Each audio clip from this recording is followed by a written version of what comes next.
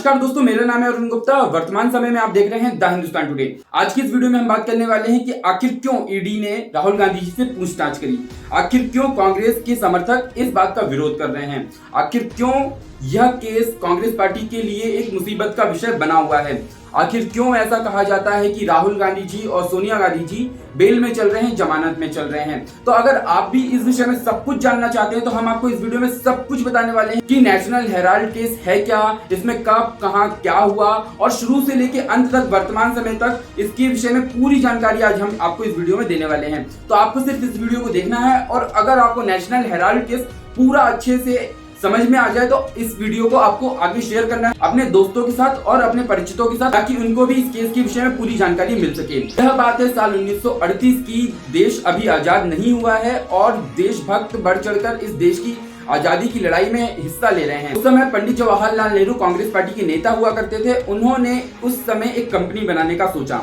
Company का नाम रखा गया AJL, एसोसिएशन जनरल लिमिटेड। इस कंपनी का जो कार्य था 3 भाषाओं में समाचार पत्रों का प्रकाशन करना था, यानी कि 3 भाषाओं में समाचार पत्र प्रकाशित किए जाएंगे इस कंपनी के द्वारा। हिंदी भाषा में जो समाचार पत्र आएगा उसका नाम था नवजीवन, उर्दू भाषा में जो समाचार पत्र आएगा उसका नाम था कौमी आवाज और अंग्रेजी भाषा में जो समाचार पत्र आएगा उसका नाम था नेशनल हेराल्ड।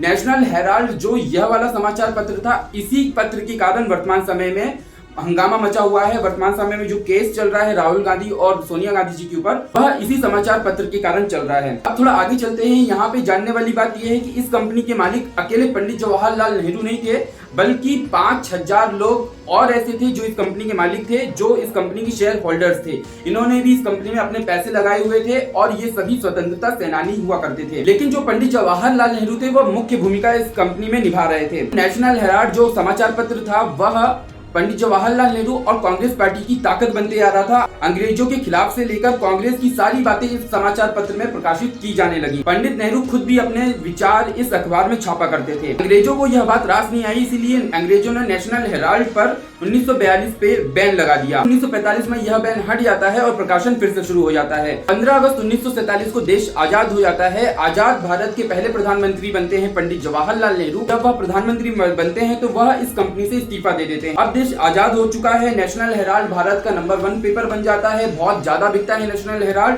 और यह अखबार कांग्रेस पार्टी का मुख्य पत्रिका के रूप में भी जाना जाता है। कांग्रेस पार्टी की जो भी मुख्य बातें हैं इस पे छापा करती हैं। साथ में यह अखबार बहुत ज्यादा पॉपुलर होता जाता है और पूरे देश में इसका प्रकाशन शुरू होने लगता है, पूरे देश में यह पेपर बिकना शुरू होने लगता है। अब साल 1956 आता है। साल 1956 में सरकार इस कंपनी को गैर व्यावसायिक कंपनी घोषित कर देती है और इस कंपनी को कर मुक्त कंपनी घोषित कर देती है। देश में कांग्रेस की सरकार है, इसीलिए पूरे देश में नई यूनिट लगाने के लिए जमीन पे जमीन मिलती जा रही है और साथ में परमिशन भी मिलती जा रही है। साथ में कांग्रेस पार्टी इस कंपनी में फंडिंग भी करते आ रही है, इस कंपनी को फंडिंग भी करते जा रही है। अब समय बीतता जाता है और साल आ जाता है 2008। अभी भी केंद्र में कांग्रेस की ही सरकार है।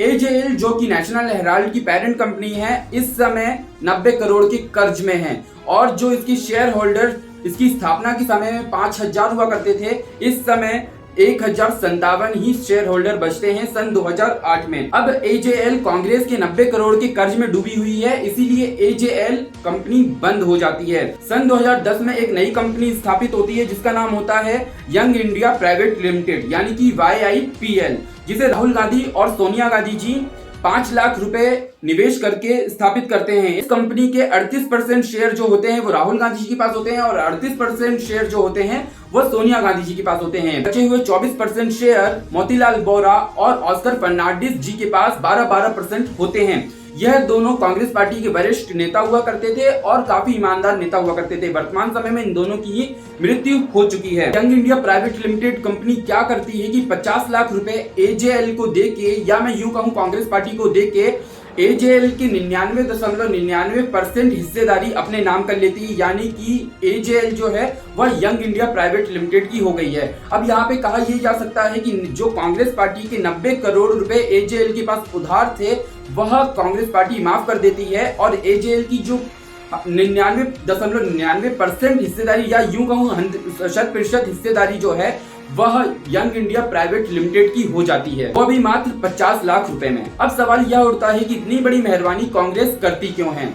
दरअसल यह पूरा मामला है 2000 करोड़ रुपए की संपत्ति का। अब आप सोच रहे होंगे कौन से 2000 करोड़ रुपए की संपत्ति। दरअसल हमने आपको पहले ही बताया कि आजादी के बाद AJL को नई यूनिट खोलने के लिए परमिशन और जमीन वगैरह मिलती जा रही थी। यह वही 2000 करोड़ की संपत्ति है जो कि साल 1938 से लेके 2008 तक इकट्ठा हुई है। यंग इंडिया प्राइवेट लिमिटेड को AJL को बेचने के कारण AJL का मालिकाना हक यंग इंडिया प्राइवेट लिमिटेड का हो जाता है और यदि young India private limited AJL की मालिक बनती है तो स्वतः ही AJL की 2000 करोड़ की संपत्ति के मालिक सोनिया गांधी और राहुल गांधी जी हो जाते हैं, क्योंकि यंग इंडिया प्राइवेट लिमिटेड की 38% हिस्सेदारी सोनिया जी और राहुल जी के पास पहले से ही होती है, जिस बारे में हमने आपको पहले ही बता दिया है। अब आप एक बात जानिए कि यंग इंडिया प्राइवेट लिमिटेड जो कि सन 2010 में शुरू होती है लगभग 5 लाख रुपए की लागत के साथ, वर्तमान समय में यानी कि सन 2022 में इसकी वैल्यूएशन लगभग 800 करोड़ रुपए आंकी जा रही है। एक बात और जान लीजिए कि वर्तमान समय में AJL की जितनी भी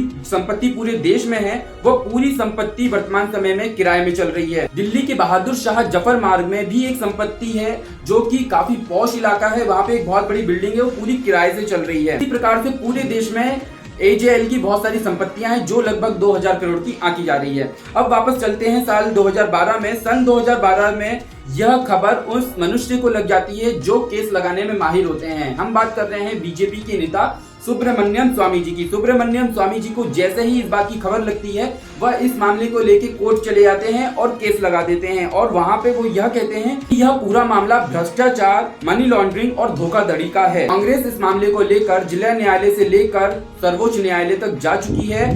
2015 में दिल्ली की पटियाला हाउस कोर्ट ने राहुल गांधी जी और सोनिया गांधी जी समेत जो अन्य आरोपी हैं उनको बेल दे दी, लेकिन यह कहा कि आप भले भौतिक तौर पे यहाँ पे मौजूद ना हो लेकिन यह केस बंद नहीं हो सकता है और इसीलिए अक्सर यह कहा जाता है कि राहुल गांधी जी और सोनिया गांधी जी बेल में चल रहे हैं। अब जब कांग्रेस इस मामले को लेकर सुप्रीम कोर्ट गई तो सुप्रीम कोर्ट ने इस मामले को रद्द करने से मना कर दिया। अभी हाल ही में जो बवाल मचा हुआ है वो इसी मामले को लेकर मचा हुआ है कि ईडी यानी प्रवर्तन न्यायालय ने राहुल गांधी जी और सोनिया गांधी जी को इस मामले को लेकर कुछ प्रश्न करने के लिए, कुछ जानने के लिए कार्यालय में प्रस्तुत होने के लिए कहा, परंतु सोनिया गांधी जी की तबीयत खराब होने के कारण वह तो प्रस्तुत नहीं हो पाई। लेकिन राहुल गांधी जी ईडी के सम्मुख प्रस्तुत हुए और कांग्रेस पार्टी के समर्थक इसी विषय को लेकर आंदोलन करने लगे। ईडी ने राहुल गांधी जी से जो मुख्य सवाल पूछे वह भी जान लीजिए। पहला सवाल, आपके पास देश व विदेश में कुल कितनी संपत्ति है?